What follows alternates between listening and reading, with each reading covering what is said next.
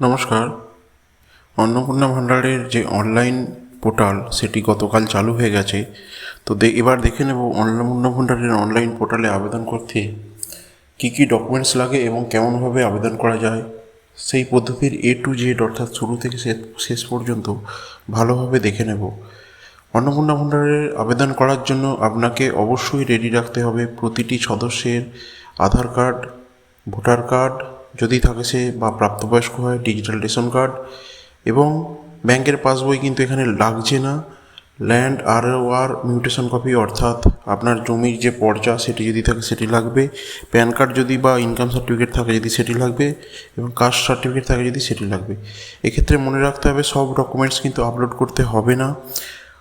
অন্নপূর্ণা যোজনার যে online site সেখানে শুধুমাত্র আপলোড করতে হবে প্রতিটা যে সদস্য, সে শিশু হতে পারে, প্রাপ্তবয়স্ক হতে পারে, তার আধার কার্ড আপলোড করতে হবে এবং যদি সে প্রাপ্তবয়স্ক সদস্য হয় তাহলে তার ভোটার কার্ড আপলোড করতে হবে। শুধুমাত্র দুটো ডকুমেন্টস আপলোড করতে হবে, আধার কার্ড এবং ভোটার কার্ড। এক্ষেত্রে এই ডকুমেন্টসগুলো প্রতি সদস্যের আগে থেকে স্ক্যান করে আপনার কম্পিউটার বা ডেস্কটপ বা ল্যাপটপে রেডি করে রাখবেন, চাইলে মোবাইলেও রেডি করে রাখতে পারেন। এবং প্রতিটা ডকুমেন্টসের সাইজ হবে 50 KB থেকে 200 KBর মধ্যে, এর কমও হবে না বেশিও হবে না। আর একবার বলছি 50 KB থেকে 200 KBর মধ্যে। তো চলুন দেখে নেওয়া যাক কীভাবে আমরা অন্নপূর্ণা যোজনার অনলাইনে অ্যাপ্লাই করব। প্রথমে আপনি গুগল খুলে নেবেন, এখানে খুলে নিয়ে গুগল করে লিখবেন সোশ্যাল registry.gov.in, socialregistry.wb.gov.in এই সাইটটিতে ক্লিক করবেন। ক্লিক করার পর দেখুন এখানে দুটো অপশন দেখাচ্ছে, সিটিজেন অথবা ফ্যামিলি লগইন এবং ডিপার্টমেন্টাল অফিসার লগইন। এখানে সিটিজেন এবং ফ্যামিলি লগইনে ক্লিক করব। অ্যাক্সেস সিটিজেন পোর্টাল ক্লিক করব। ক্লিক করার পর দেখুন এখানে সিলেক্ট ডিস্ট্রিক্ট চাইছে। প্রথমেই আপনি আপনার যে হোম ডিস্ট্রিক্ট আছে সেটা সিলেক্ট করবেন। আমার ক্ষেত্রে হুগলি, আমি তাই করলাম। নথিভুক্ত মোবাইল নাম্বারটি দেবেন, দেওয়ার পর এখানে ক্যাপচাটি ফিল আপ করবেন। ফিল আপ করলাম এবং রিকোয়েস্ট ওটিপি দেওয়ার পর আপনি যে নাম্বারটা দিয়েছেন সেই নাম্বারে একটি ওটিপি যাবে। ওটিপিটা আপনার ফোনে এলে সেটি দেখে লিখে দেবেন 784333। ভেরিফাই অ্যান্ড কন্টিনিউ করলাম। করার পর দেখুন প্রথমেই হেড অফ দ্য ফ্যামিলি HOF-এর ডিটেলস চাইছে। এখানে কিন্তু as per Aadhaar or official ID সমস্ত তথ্য দিতে হবে। এখানে আমি কিন্তু লিখে দেব, আমারটা এখানে লিখে দিলাম। এখানে দেবার পর এখানে দেখুন ডেট অফ বার্থ চাইছে। ডেট অফ বার্থ আমি একটা দিয়ে দেবো। দেবার পর দেখুন ডেট অফ বার্থটা এখানে আসবে, হচ্ছে ধরুন এই যে ধরুন ডেট অফ বার্থ এবং জেন্ডার মেল ফিমেল আসবে, আধার। এখানে মেল সিলেক্ট করলাম। ক্যাটাগরি এখানে কাস্ট, যদি আপনি SC বা ST বা OBC হন তাহলে সেটা সিলেক্ট করবেন, অথবা এখানে UR অর্থাৎ রিজার্ভ ক্যাটাগরি। কন্ট্যাক্ট নাম্বার, আধার লিঙ্কড মোবাইল নাম্বার। এখানে চেষ্টা করবেন আধার কার্ডে যে মোবাইল নাম্বারটি দেওয়া আছে সেটি অবশ্যই দেবার। Total number of family members including HOF, আপনার পরিবারে আপনাকে নিয়ে টোটাল কতজন ফ্যামিলি মেম্বার আছে।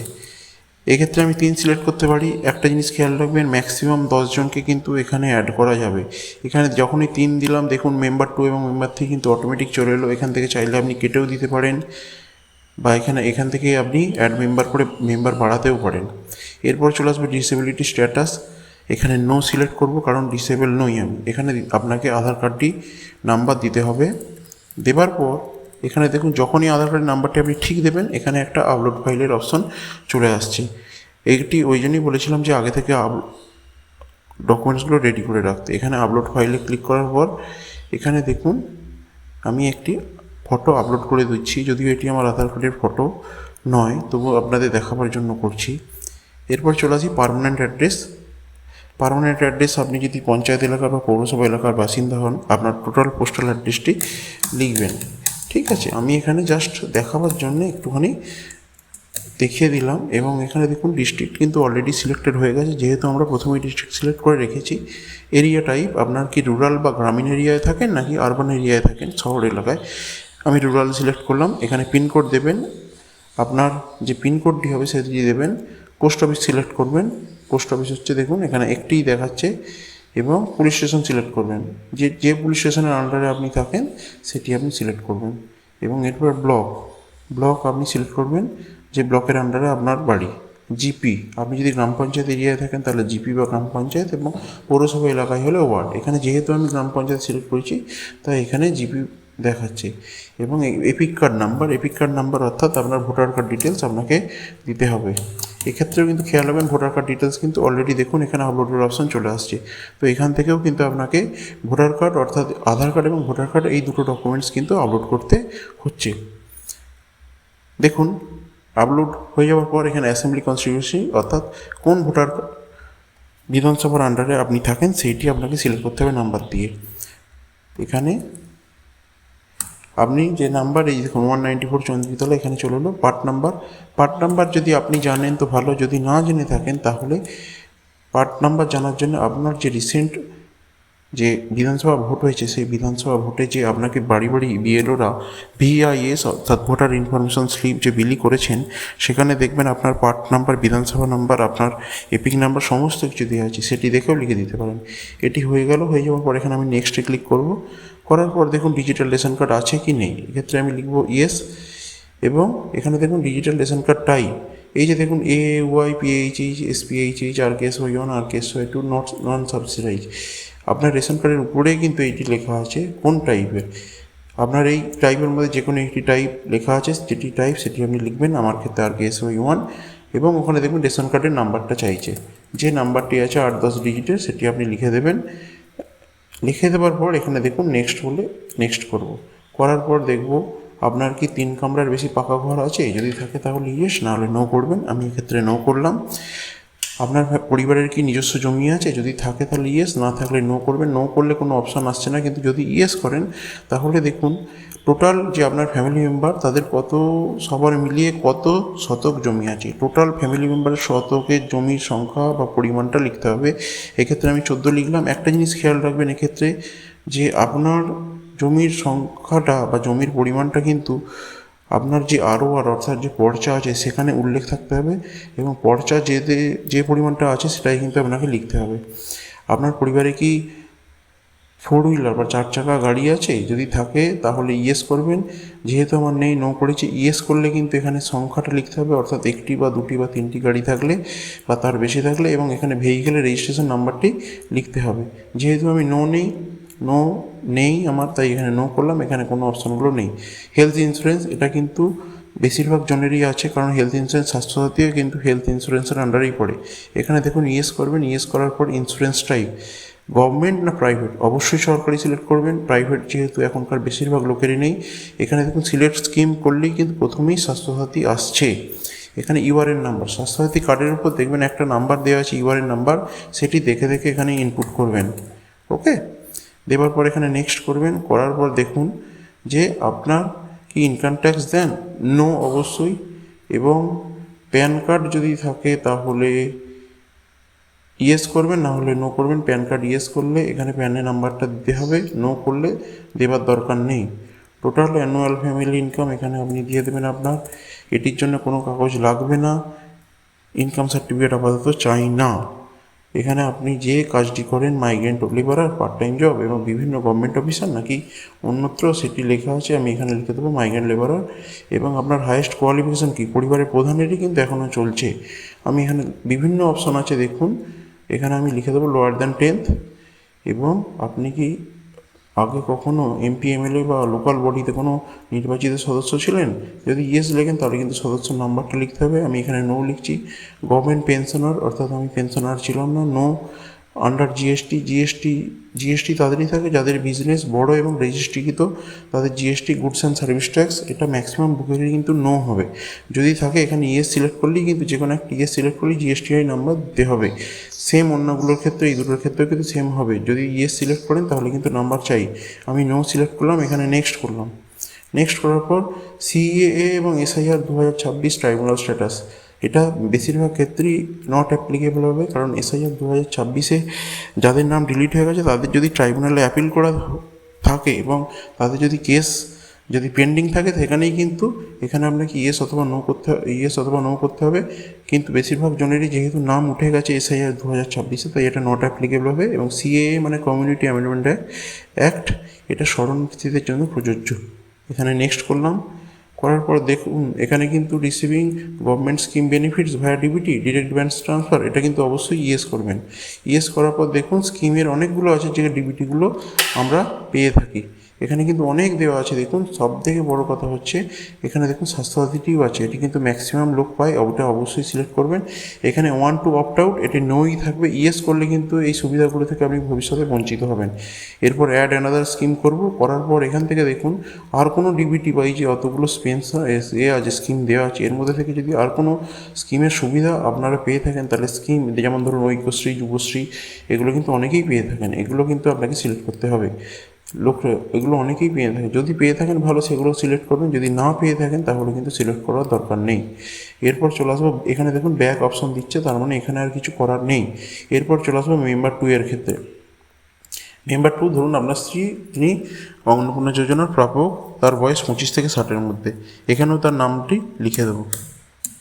ধরুন লিখে দিলাম, লিখে দেওয়ার পর relation with head of the family, আপনার সাথে তার সম্পর্ক কী, ধরুন এখানে লিখলাম ওয়াইফ।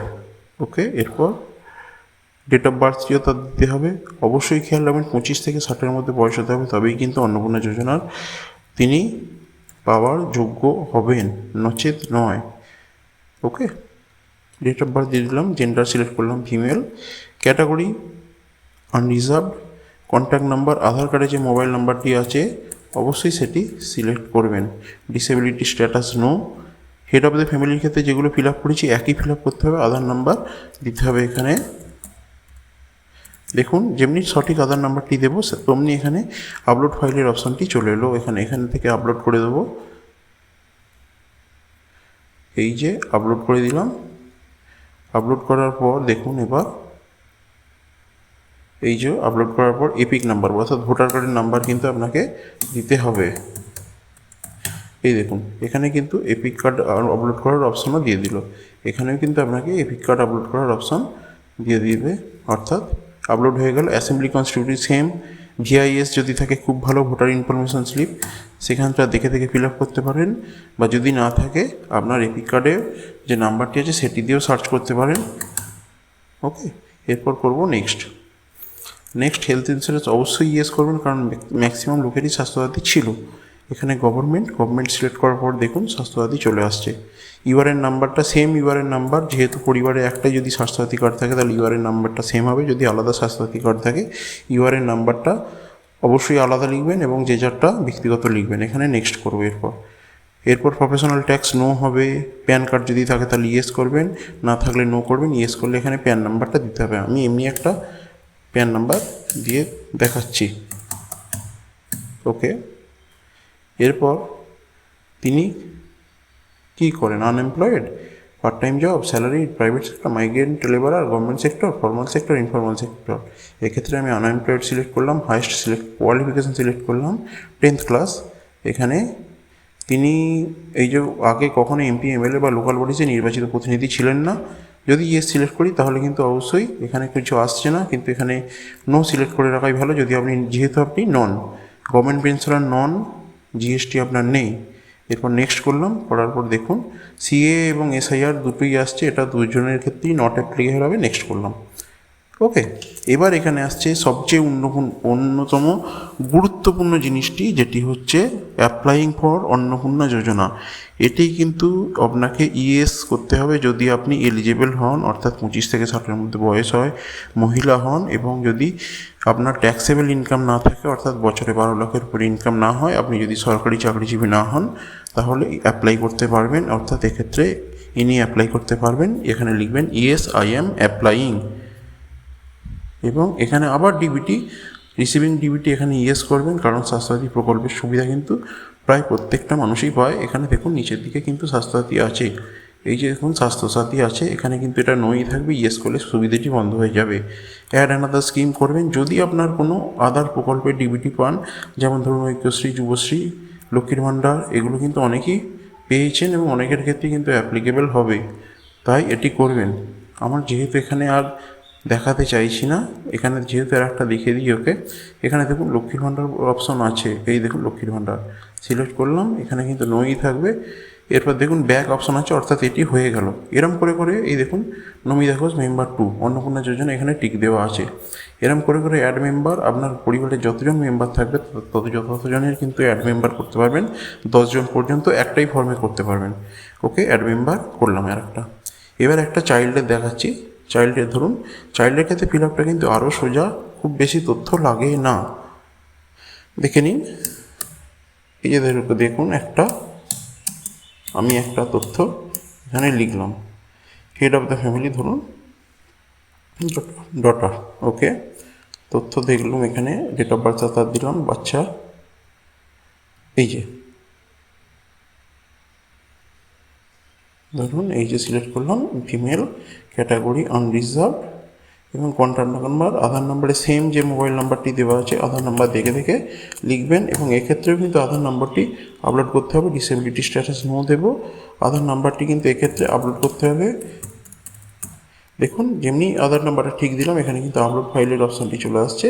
এখান থেকে কিন্তু আপলোড ফাইলের অপশানটি খুলবো, এবং এটি খোলার পর এই যেটি আধার কার্ড আপনার থাকবে সেটি আপলোড করে দেবো। এক্ষেত্রে কিন্তু আধার নাম্বার ভুল দিলে কিন্তু আপলোড ফাইলের অপশন আসবে না। এরপর দেখুন নেক্সটে ক্লিক করব, করার পরই দেখব যে হেলথ ইন্স্যুরেন্স অবশ্যই ইয়েস করব, কারণ স্বাস্থ্যসাথী কিন্তু প্রত্যেকেরই ছিল, যদি না থাকে তাহলে নো করবেন। এখানে গভর্নমেন্ট করব, করার পর দেখুন স্কিম কিন্তু স্বাস্থ্যসাথীই করব, এবং ইউআরএন নাম্বারটি যদি বাচ্চার আলাদা কার্ড থাকে ভালো, না হলে যে কার্ডের আন্ডারে বাচ্চা আছে সেই কার্ডের ইউআরএন নাম্বারটি দিয়ে দেবেন। এখানে নেক্সট করব। দেখুন বাচ্চার ক্ষেত্রে কিন্তু আর কিছুই ফিল আপ করার নেই, কারণ বাচ্চা যেহেতু আন্ডার 18 তার অত তথ্য চাইছে না। এবার নেক্সট করব, করার পর এবং এই সেম জিনিস দেখুন সিএ এবং এসআইআর 2026 দুটোই নট অ্যাপ্লিকেবল হবে, তাই নট অ্যাপ্লিকেবল সিলেক্ট থাক, ইয়েস নো কোনোটাই হবে না।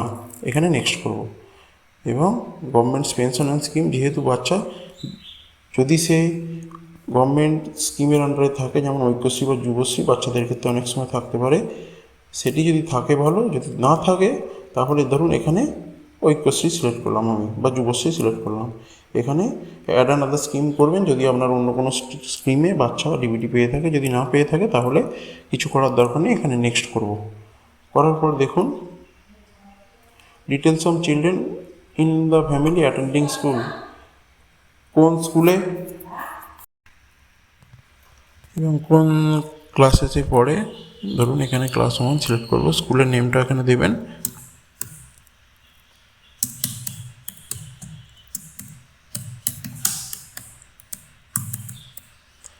করার পর এখানে দেওয়ার পর এখানে গভর্নমেন্ট না গভর্নমেন্ট এডেড নাকি প্রাইভেট স্কুল, কোন স্কুলের আন্ডারে সেটি দেবেন। ভ্যাকসিনেশন যদি হয়ে থাকে তাহলে ইয়েস দেবেন, বা কমপ্লিট হয়ে থাকলে, নট ভ্যাকসিনেটেড হয়ে থাকলে দেবেন না। এখানে ইয়েস দেবো। দেওয়ার পর দেখুন আর কোনো অপশন কিন্তু আসছে না নেক্সটে যাওয়ার, এখানে কিন্তু ব্যাক অপশন আছে, অর্থাৎ এটি বাচ্চার ক্ষেত্রে কমপ্লিট হয়ে গেছে। আপনার আর কোনো মেম্বার থাকলে সেখানে অ্যাড করতে পারেন, যদি না থাকে তাহলে অ্যাড করবার দরকার নেই। তো এখানে আমি আর ভিডিওটা লম্বা করবো না, করার জন্য এখানে আসবে এবার ডিক্লারেশন অ্যান্ড কনসেন্ট, এখানে ক্লিক করব। করার পর দেখুন এইটি সম্মত হয়েছেন, তার এতে টিক দিয়ে এখানে কিন্তু সাবমিট অ্যাপ্লিকেশন করতে হবে। যেহেতু আমি অলরেডি একটি অ্যাপ্লিকেশন সাবমিট করেছি, তাই সাবমিট অ্যাপ্লিকেশন করছি না। সাবমিট অ্যাপ্লিকেশন করার পর কিন্তু খেয়াল রাখবেন যে আপনার কাছে কিন্তু এরকম একটি স্ক্রিনশট আসবে। এখানে কিন্তু এই যে টেম্পোরারি অ্যাপ্লিকেশন আইডিটি, এটি কিন্তু নোট ডাউন করে রাখবেন, বা কপি করে রাখবেন, বা ছবি তুলে রাখবেন, এটি ভবিষ্যতে কিন্তু কাজে লাগবে। এবং এক্ষেত্রে একটা জিনিস খেয়াল রাখবেন কিন্তু, যে একটি মোবাইল নাম্বারে কিন্তু একটি আবেদন করতে পারবেন, সেই মোবাইল নাম্বার দিয়ে কিন্তু আর দ্বিতীয়বার আবেদন করতে পারবেন না। আর একটি আবেদনপত্রে 10 জনের, সর্বাধিক 10 জনের আবেদন করতে পারবেন একই পরিবারের। আপনার পরিবারের মেম্বার যদি 5 বা 6 বা 7 হয় তাহলে একটি ফর্মেই আবেদন করতে পারবেন। এবং সমস্ত ডকুমেন্টস হাতের কাছে রাখবেন যাতে তৎক্ষণাৎ পাওয়া যায়। এবং আধার কার্ড ও ভোটার কার্ডের প্রত্যেক সদস্যের যদি থাকে তাহলে স্ক্যান্ড কপি 50 KB থেকে 200 KBর মধ্যে রেডি করে রাখবেন, তখন আপলোড করতে সুবিধা হবে। ভিডিওটি এখানেই শেষ করলাম। যদি ভালো লেগে থাকে তাহলে লাইক করবেন এবং সাবস্ক্রাইব করে থাকবেন। ধন্যবাদ।